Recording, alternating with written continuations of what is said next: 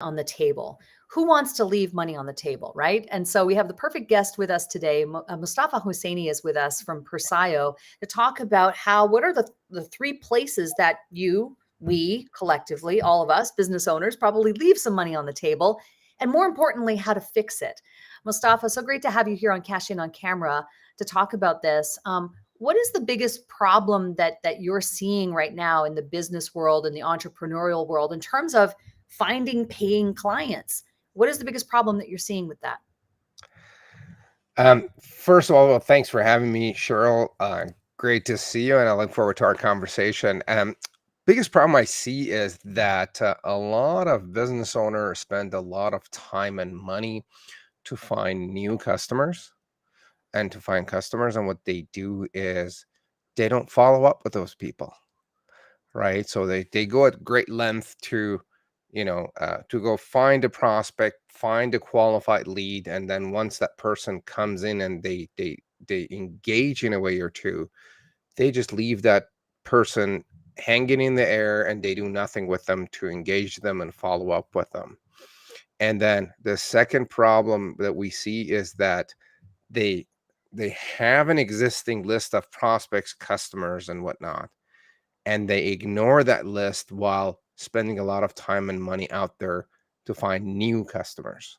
So those are a couple of big problems that I see happening every day, all day. So really it's about acquisition, that people are paying so much time and attention to acquiring new people and focusing only on that, whereby there could be a gold mine of activity and business opportunity or even clients that are sitting lying in wait. And so you For have a sure. story behind how Persayo came to be as a result of making that observation. I'd love for you to share that story. For sure. So I ran a digital agency from 2010 to 2018, and we offered A to Z marketing to our customers. And along with coaching and consulting our customers on what needs to be done. And so the story is that every time I ran out of cash for customers or appointments and referrals and whatnot, I would pull my hair out for a few days and worry about it.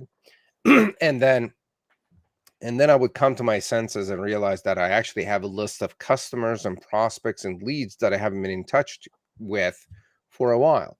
So I would pick up the phone, make a round of calls to all the people that have expressed interest in what we do and or existing or even past customers. And on the day of or shortly after, we would get appointments, referrals, cash, introductions, on the day of or shortly after. So this really, and we were getting great conversion out of all the calls that we were doing, and we kept doing it. And and then when I started teaching the process and how it works in Simple Marketing Formula, which was one of the courses that I was teaching, and then the last module, so in there, I was teaching how to create a simple marketing plan and your marketing strategy, and to simplify everything. Then the last module was always customer retention. So we went through how to find customers, how to convert them, and last part was how to keep them, the process of retention.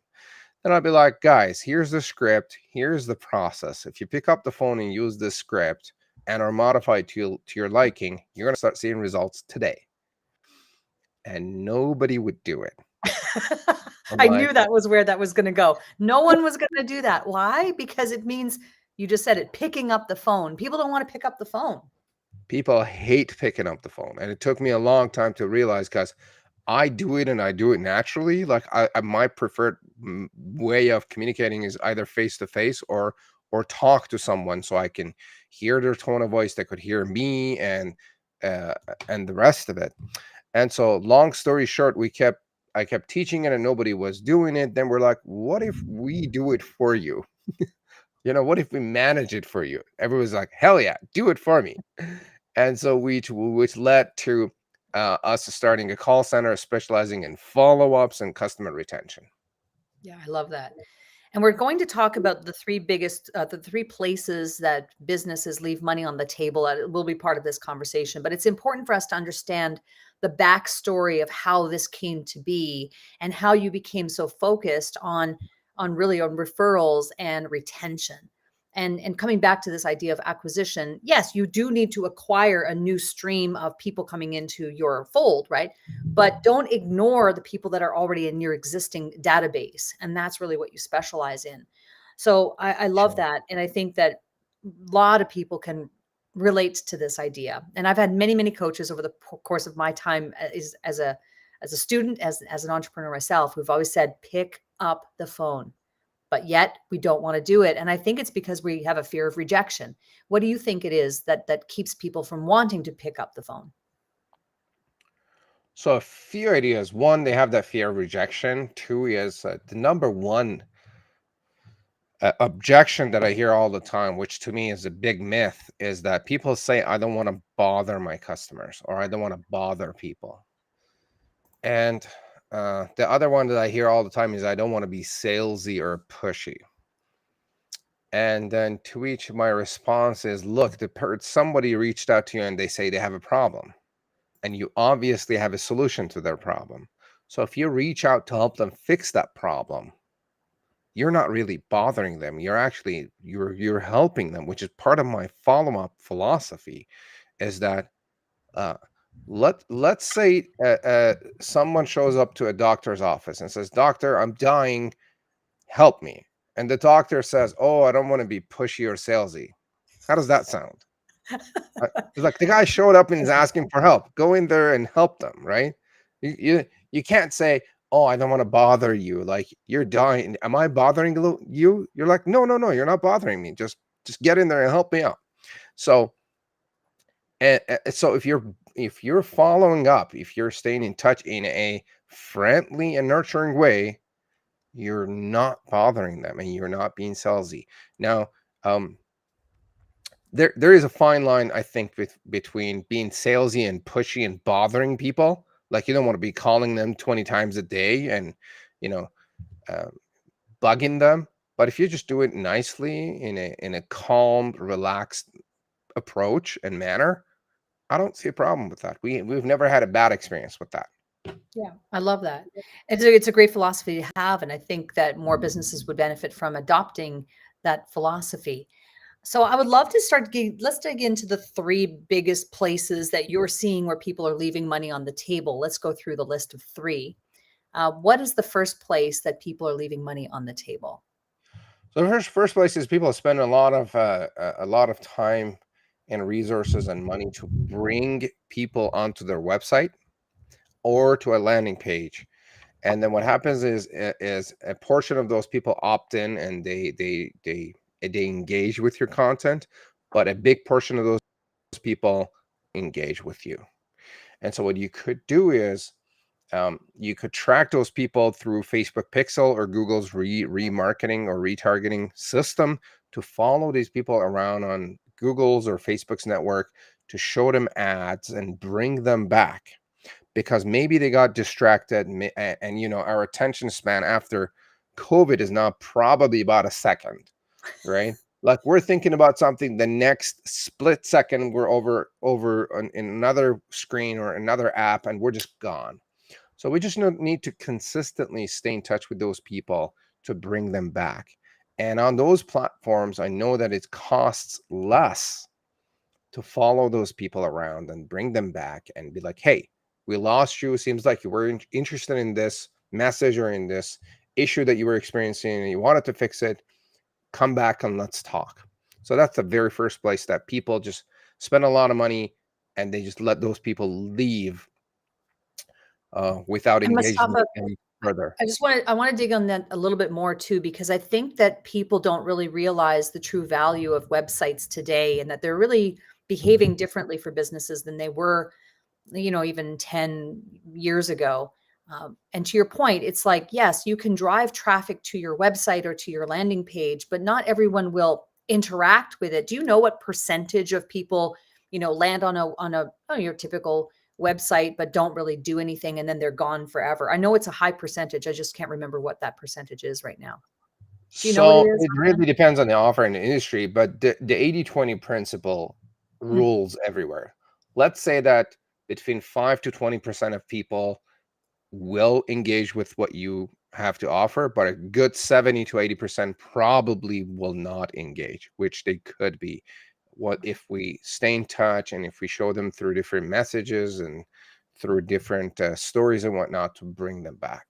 Yeah, that So retargeting piece is a key component. So that's number one. yeah. What is the second place that people are leaving money on the So table? the second place is when the people engage and they opt in and they engage with you and they're now part of your list. Then what happens is people talk with them maybe once, maybe not even once, and then those people are not followed up with, right? They showed interest, they expressed, they engaged in your content in a way or two. They maybe downloaded something, maybe opt into a webinar, maybe watched a video or whatnot. And now they're on your list, and you're waiting for them to reach out and hand over some money, right? Yes, So and we're then waiting and waiting and waiting for they're that like, to happen I magically wonder why somehow. nobody is calling me to hand over some cash. And so people usually leave those people, um, and do nothing with them. So their needs are not met, their challenges are not fixed and solved and resolved. And so they just sit there experiencing pain of some sort. So that's the leads. And then the third place, which is probably the most important place, is not following up with their existing customers. And so most businesses that I've been dealing with is that what they do is they only pick up the phone and stay in touch with their customers when needed, when they have to, and or when their payment fails. They pick up the phone and say, "Hey, your payment failed this month. Do you want to update your credit card?" And I've had that story happen to me, and that is when, like, I have a vendor that I've been with them for God knows how long. And basically, the only time I hear from them is when the payment fails. Hmm. And sometimes that credit card maxes out or whatnot. So they just pick up the phone. So what could happen is you could stay in touch with them. You could have a conversation about how things are going. Are you happy? Are you not happy? Is there anything else that we could do for you? And that's a big question. Maybe there is other products or services that you could provide and deliver to them, upsells, and then it's a lot easier, probably 50 to 70% easier to sell to an existing customer or a past customers versus selling to a brand new person that has no clue who I am, right? Yeah. And then the other piece that people leave a lot of money on the table from their existing list is asking for referrals. Hmm. You could ask your existing customers, who do you know that is having this pain or this problem that we could help? And so Yeah. those are a few places where people can I live one more bonus one here? Bonus away. I love it. All right. Another place where people mostly don't even think about is their past customers. What you could do is you could do a past client reactivation campaign, call them up, see where they're at, reactivate them, and bring them back. And even if they don't come back, you can still ask them for a referral. Maybe they're not qualified. Maybe they're done with your service. They don't need your stuff anymore. But who do they know that may still need your products and services? Yeah, I So love there's it. a lot to the tune of, I think, 6, 7, 8, 9 figures on the table, Mm. depending on the size of the business and what they do. And so there's a lot of money being left on the table. One thing that occurred to me as you were talking about following up with existing customers is even if you don't have something in the moment that serves that person based on that follow up or wherever they're at in their business or whatever it is that you do, is that don't you also gain a lot of intelligence and knowledge and wisdom from having those conversations and reaching back out to them that could inform what products and services and opportunities might be available to you to further serve them? For sure, for sure. So depending on how you formulate your questions in the campaign that you're running, you can ask questions about the quality of service, how happy they are or they're not, and get some critical customer feedback that could help you improve your process, make things better, come up with new products and services, adjust a lot of things. So That's also, you're absolutely right. It's another thing that could be done, and we do focus on that as well. Yeah, I love that. Well, this is great. I mean, you're right. Website, landing page, opt-ins, your leads, and your existing customers. The referrals, providing more solutions to their problems, and even past clients are all places that if we were to really be honest and look at our businesses, there are opportunities just sitting there in wait. And you've really brought them to the forefront for us today, Mustafa. So thank you so much. You're One thing that we do on Cash In on Camera is we have a little segment called Stop Marketing Like It's 1999. So I would love to know from you, what is a tip, a tool, a tactic, or some type of technique that you're using, or Presio is using, to market themselves effectively today? And it might be related to what we're talking about or unrelated to what we're talking about today. So I'm all about relationships. I am. That's probably considered an old school. No, I love it. I think that's And so probably more what I do accurate and is, appropriate for today. yeah, I mean, business is all about relationships. Most people get, most people that I talk to say they get a lot of their business from referrals and word of mouth and introductions and whatnot. So you've got to manage and nurture and your relationships, right? And you got to engage with your partners, with your list, with your people, and stay on top of mind. To me, the easiest way to do it is picking up the phone. And I know people just hate to pick up the phone, but can I share a tip on kind of how to overcome that? Yes, please do. Yeah. So I think it has a lot to do with your belief system and the way you look at your products and services. Now, if you know and you believe that you are providing value to your customers through your products and services, and it fixes a need and a challenge or frustration or whatnot, and you could fix their problem, then you should have no hesitation about reaching out and offering help. Now, you could also just pick up the phone, have a friendly conversation, and don't even bring up sales. Don't even bring up your products. I'm just saying hi and see how things are going. What's going on in your world? A lot of times, you'd be surprised how often people will thank you for thinking of them and calling them up and staying in touch. Because here's a fact: a lot of human interaction and human touch is missing these days because we're doing a ton of digital stuff.